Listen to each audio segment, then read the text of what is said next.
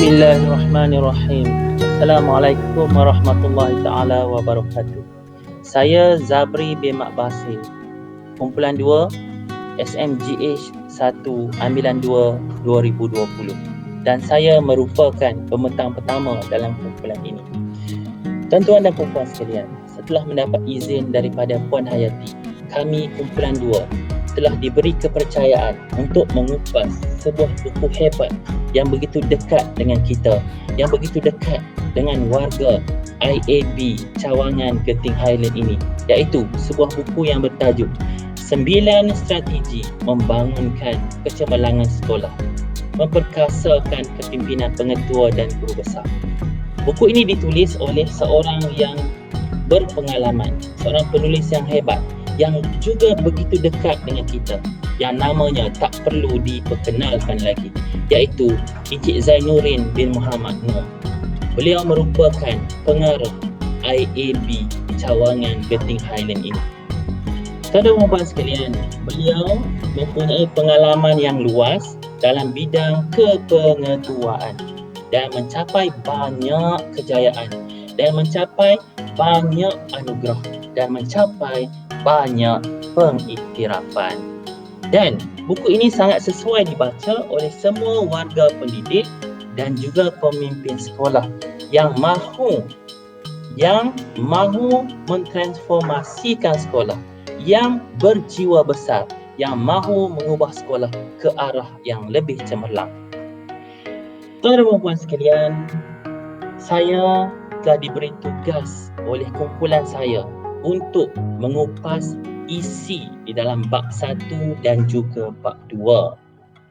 Dan hasil dari bacaan dan penelitian saya di bab 1 dan di bab 2 ini, saya dapati penulis telah mengenengahkan banyak fokus pengurusan sekolah dalam bab-bab ini. Antara fokus yang telah menarik perhatian saya ialah mendefinisikan visi dan misi sekolah. Jadi, fokus aplikasi saya adalah mendefinisikan visi dan misi sekolah.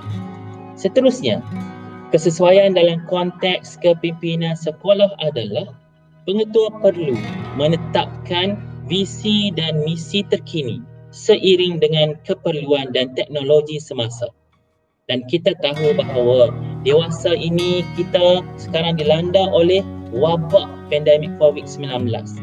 Maka tidak bermakna kita tidak melakukan PDP. Maka kita melakukan PDP secara atas talian dan kita istilahkan sebagai PDPR. Dan di sini pengetahuan ICT sangat penting untuk kita melaksanakan PDPR. Guru-guru hari ini perlu mahir untuk menggunakan aplikasi seperti Google Meet, Google Form, YouTube dan sebagainya. Di samping itu, capaian internet juga perlu kuat untuk melaksanakan PDPR dengan cemerlang.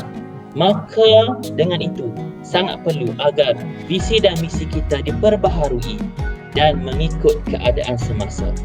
Oleh kerana itu, pengetua perlu mendefinisikan visi dan misi bersesuaian dengan perubahan dan kehendak semasa.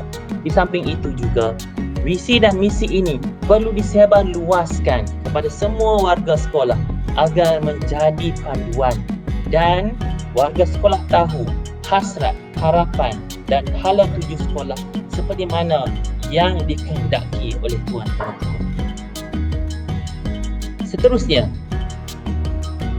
kesesuaian kompetensi yang boleh dikaitkan dengan fokus ini adalah memimpin perubahan, berfikiran strategi dan berkepimpinan.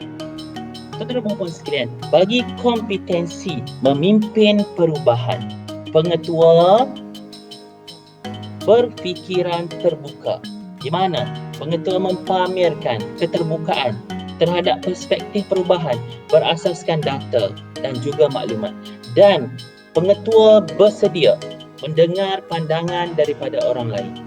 Seterusnya, pengetua melakukan semakan. Pengetua melakukan semakan berdasarkan kepada analisis persekitaran dan juga maklumat terkini untuk melakukan tindakan dan juga program, dan untuk melakukan perubahan tindakan dan perubahan program. Seterusnya, pengetua mengupayakan senior leadership team ataupun SLT dan middle leadership team atau MLT agar mereka dapat melaksanakan perubahan berasaskan bidang fokus.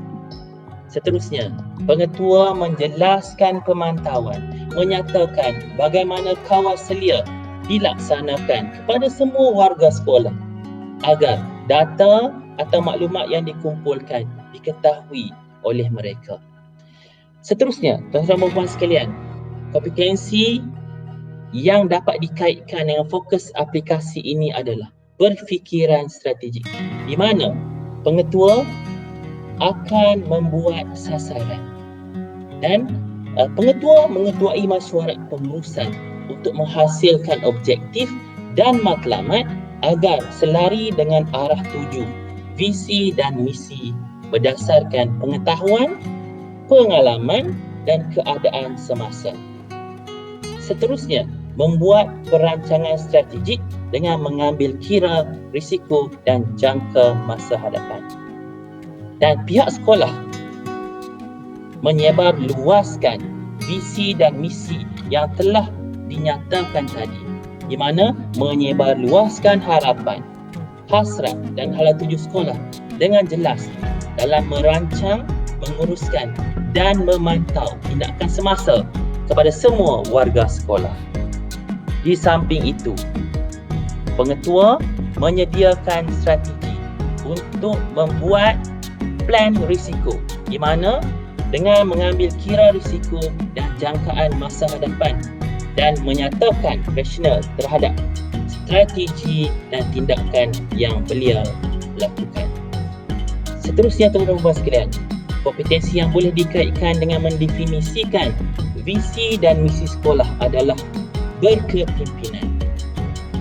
Pengetua menampilkan watak positif, di mana bagi pemikiran dan pelakuan yang positif melalui tutur bicara dan gerak lakunya akan menjadi contoh kepada warga sekolah.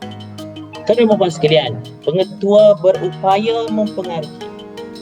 Jadi pengetua berupaya menerangkan idea-ideanya, perancangannya, dan perancangan dan idea tersebut mendapat sokongan dan komitmen daripada warga sekolah.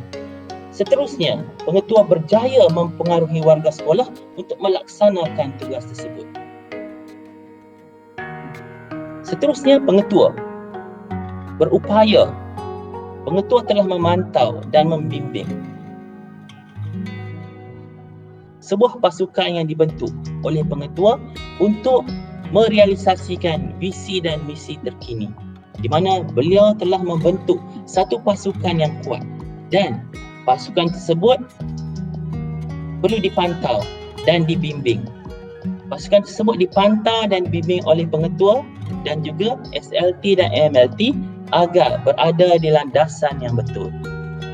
Tuan-tuan dan puan sekalian, pengetua juga melakukan postmortem dan mengarahkan setiap program yang dilaksanakan dibuat postmortem bagi memastikan program tersebut menjadi lebih lancar jika diulangi di masa akan datang. Seterusnya, untuk refleksikan diri. Sebagai pemimpin sekolah, kita mesti menetapkan visi dan misi terkini dan disebar luaskan dalam kalangan warga sekolah agar mereka tahu hala tuju dan sasaran sekolah seperti mana yang dihasratkan oleh Tuan Pengetua. Sekian, wabillahi taufiq wal hidayah. Assalamualaikum warahmatullahi taala wabarakatuh.